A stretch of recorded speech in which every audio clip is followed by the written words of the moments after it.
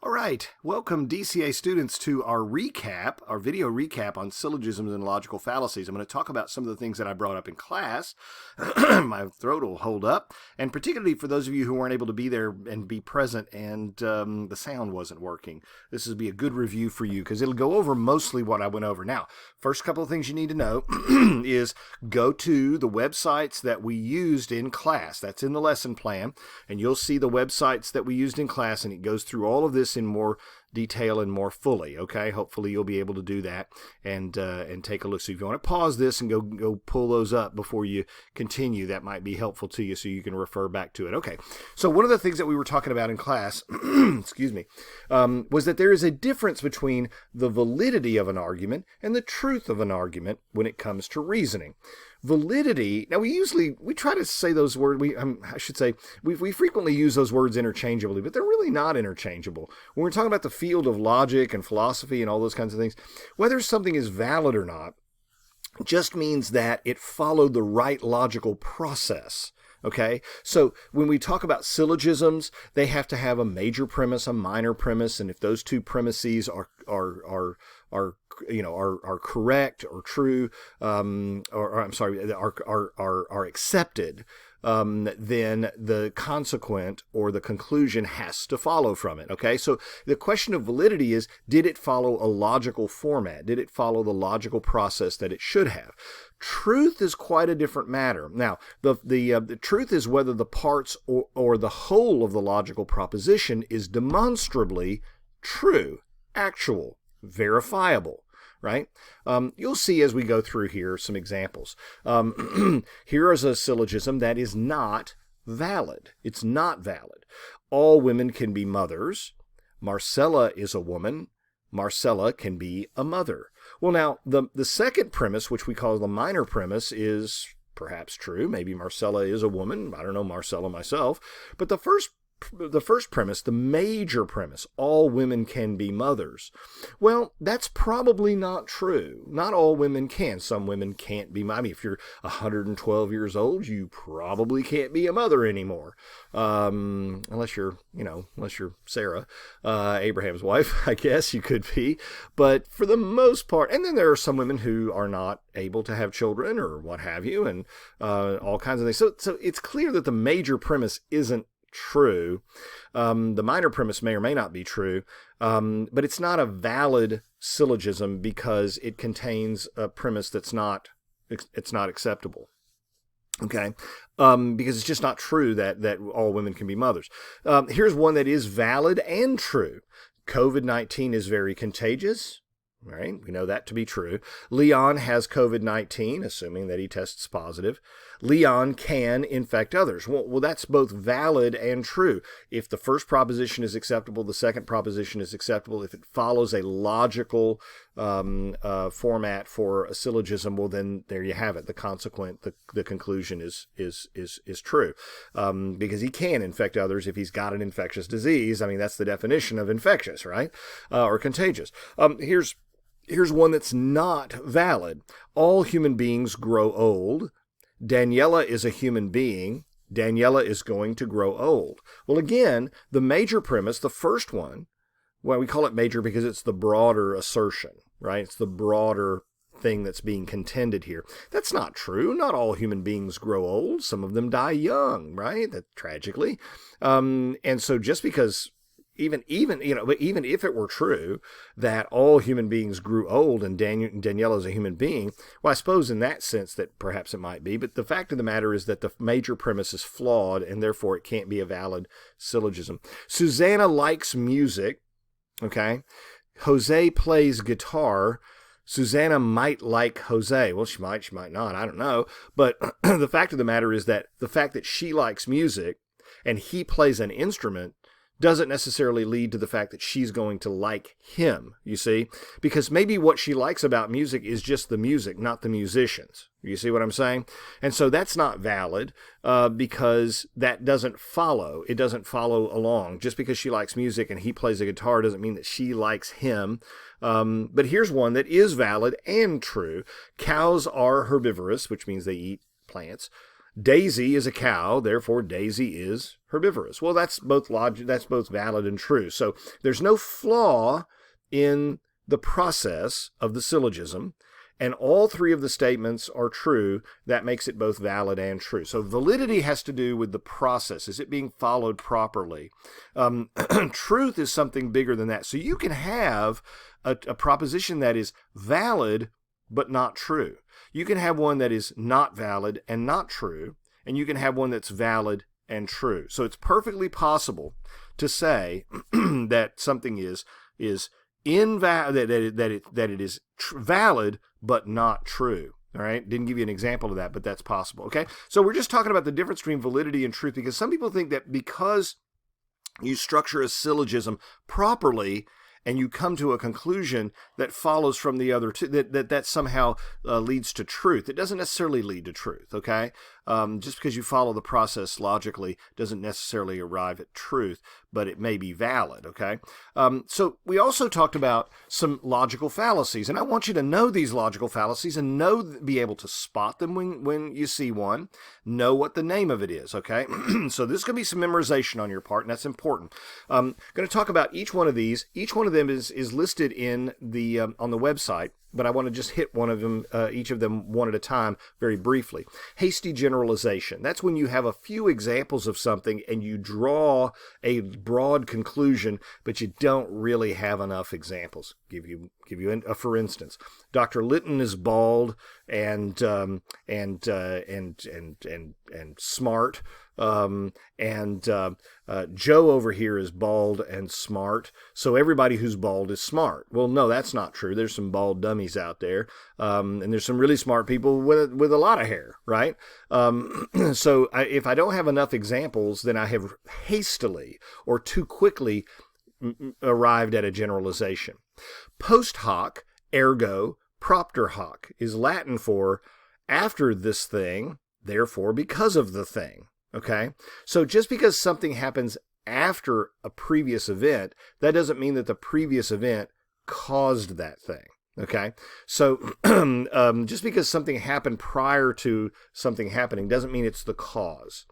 For example, you might say, well, we lost the basketball game because Joe missed the last shot. Well, on the surface, you might say, well, that's true. You know, the buzzer went off. We lost by one. Had he made the shot, we'd have won. But if you say we lost the basketball game because he missed the last shot, well, no, that's not true. You lost the basketball game because of all the other missed shots too, right? So you can't really conclude that. Now, it would be valid to say, had he made the last shot, we would have won. But it's not fair and it's not logically sound to say, we lost the game because of that last penalty or whatever. You lost the game because of a lot of things, right? It wasn't just that one event. Okay, so that's a post hoc ergo propter hoc. After the thing, therefore because of the thing, right? We lost after he missed the shot, therefore we lost because he missed the shot. That's not true. You lost for a lot of reasons. Slippery slope. Slippery slope arguments are causal chains, right? Well, if you stay out late, you have a high risk of being a crime victim. And if you're a crime victim, you end up living a short life. And if you end up, so people who stay out late, they end up dead in a gutter. Well, that's not always true, right? I mean, that's a kind of a reach there. Or if we let people, people under the age of 17 go to R-rated movies without adults, then they'll grow up to be people who break rules and don't respect rules, and people who break rules and don't respect rules end up going to prison because they end up breaking laws. So if you let kids see an R-rated movie before they're 17, you're just going to increase the number of people in prisons and criminals and killers and things. But that's a silly thing, right? So slippery slope is like, this leads to this, leads to this, leads to this. That's a little hard to establish unless you got a lot of evidence. Faulty analogy is a comparison that's not really a good comparison. Okay.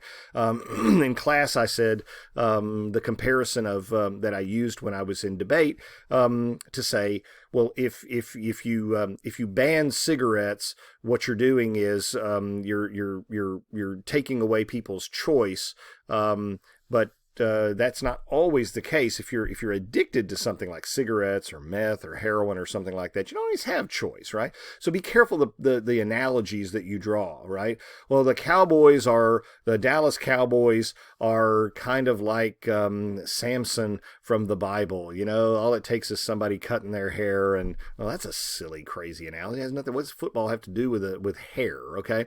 Now there are good analogies and there are bad ones. This is when you're using a really bad one. And how do you know it's a bad one? Because the points of comparison just aren't solid enough. Okay. A false appeal to authority. This happens a lot when people like to cite people and say, well, this person says such and such, or this famous person says this. Well, what does that famous person or that so-called expert have to do with what you're looking at, right? So if I say, well, now you really should buy this type of shampoo because The Rock says it's great. Well, The Rock may know a lot, and he may be a really great actor and stuff, but I don't think he knows a lot about shampoo, if you know what I mean. Okay. Or you might say, well, this person has a PhD and he says that, we should lower taxes. Well, but what's his PhD in? Oh, it's in sociology. Well, I think I'd probably listen to somebody with a PhD in economics first, right? So is the kind of authority they have on target with the subject you're talking about? Or are they just dragging out somebody to make it sound like you got some big important person or some famous person, and they really don't know anything about the topic? You're just dragging them out there. Ad populum means an argument in favor of popularity, or from popularity, I should say. In other words, just because everybody believes a certain thing, just because the majority thinks a certain way, just because the majority is in favor of something, doesn't make it right. Frequently, the majority is wrong. That's a fact. But just to say that, well, you ought to accept this because everybody else does, right? Well, what's wrong with you? I mean, don't you know everybody believes this? Well, maybe everybody's wrong, right? I mean, Lincoln said it. You can fool some of the people some of the time and all of the people some of the time. You can fool a lot of people a lot of the time, right? So, just because a belief or an idea is popular doesn't make it right, is what we're saying, okay?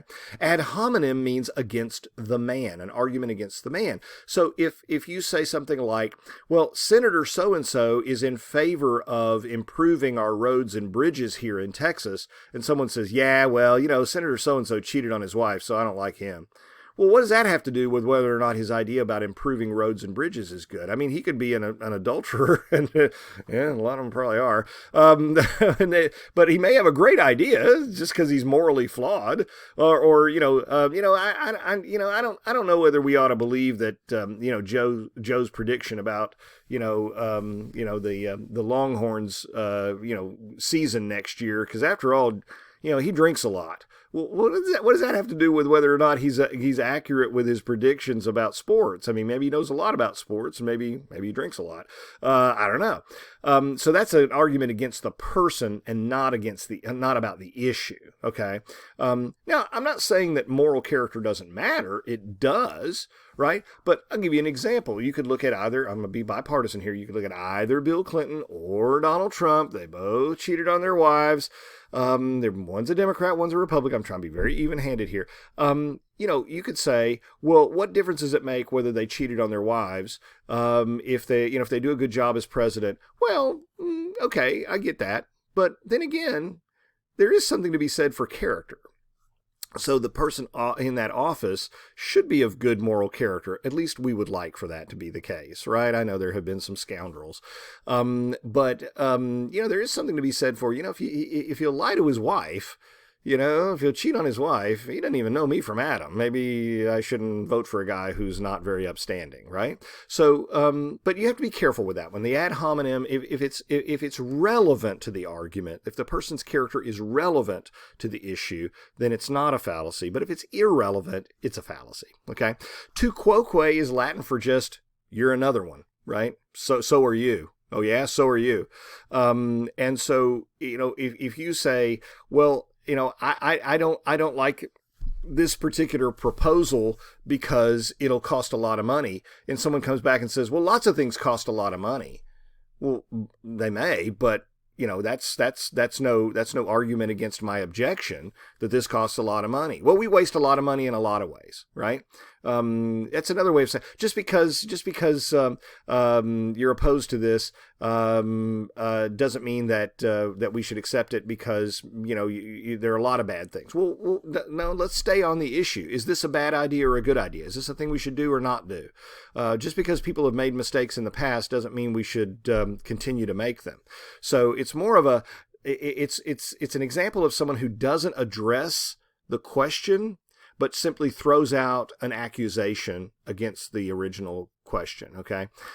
Begging the question, which is also called circular reasoning. I prefer the term circular reasoning because people misunderstand what begging the question is. They think it means asking the question again and again or not having an answer to a question. Begging the question is basically the same thing as circular reasoning, and circular reasoning is something like this. I believe Joe is telling me the truth because Joe is not a liar and is an honest person, and honest people don't lie, right? Or something like this. How do you know Joe is telling the truth? He told me so. And he's an honest person, so he wouldn't lie. Honest people don't lie. Well, that doesn't really prove anything. You're just restating, or you're going around in circles. It's like a dog chasing his tail to say, I believe Joe because he's an honest person. He told me he was an honest person, and honest people don't lie about things like that. Yeah, okay. That's not sound. That's just kind of bringing back up what needs to be proven rather than actually proving it, which is to say, is Joe honest or not? A couple more that we didn't actually have a chance to look at that aren't on the website, but I think you should know. False dichotomy. This is often called the either-or fallacy. Always beware when someone tries to tell you that there are only two options, only two choices. Sometimes there are, okay? Sometimes there are. Either you're pregnant or you're not pregnant. Okay, but there are a few where there are only two options. But in life, frequently there's more than one option. And anybody who tries to make you think there are only two choices, be very suspicious because they're probably giving you a false dichotomy or either or fallacy argument. If you don't vote for candidate X, you don't love America. Well, maybe I love America and I don't like candidate X, right? Maybe it's possible to love my country and not like that fellow over there. Right? To tell you that you have to think one way or the other. Okay. I could take something that's right out of the headlines, right? Either you're in favor of getting vaccinated or you want to kill grandma. Well, maybe it's a more complicated question than that, right? Maybe I have medical conditions, maybe I have other questions or concerns. Could be a lot of things, right?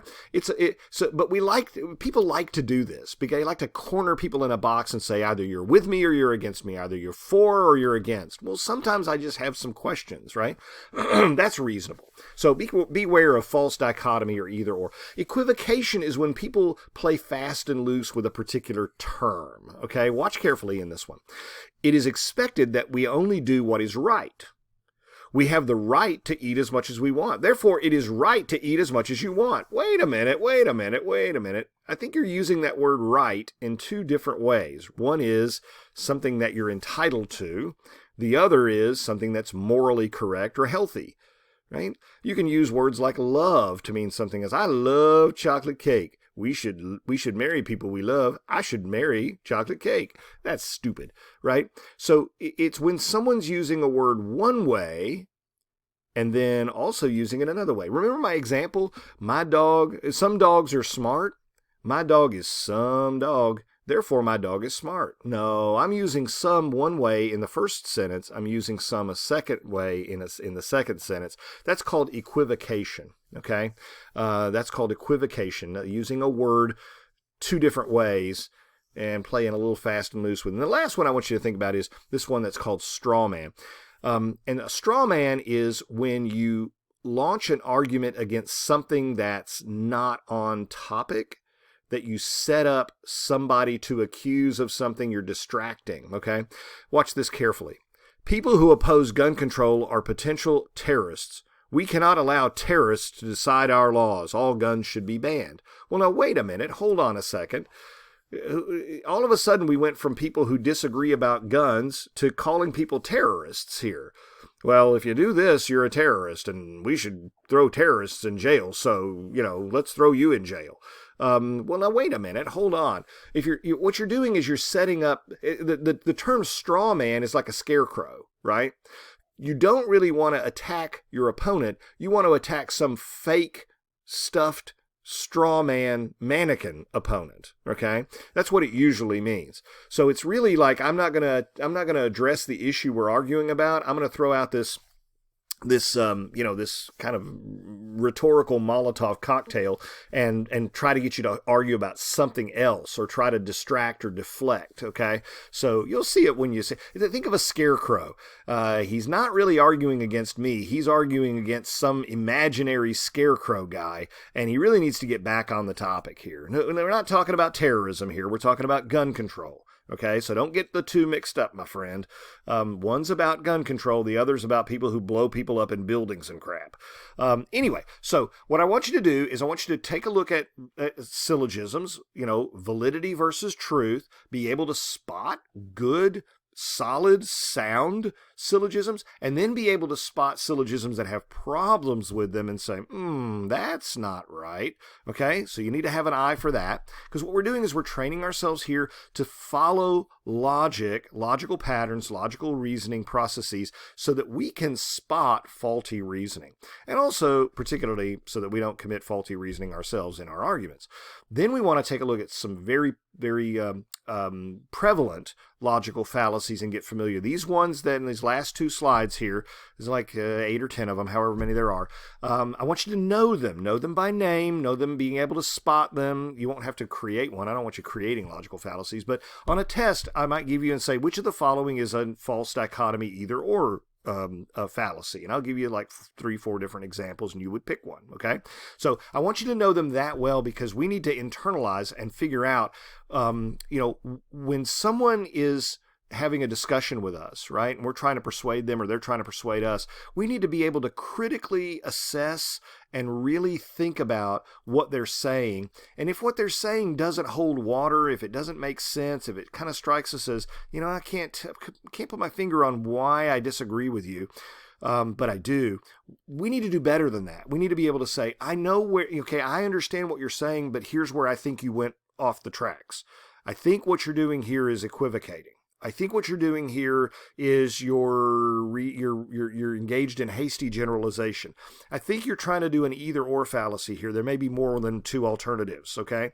To be able to do that and to do it with grace and to do it with love is productive of good stuff, right? It helps us know more, and it helps whoever we're talking to know more. Okay, all right, so that's a little bit of a recap for our last class, and I'll try to recap some of this as we go further, okay?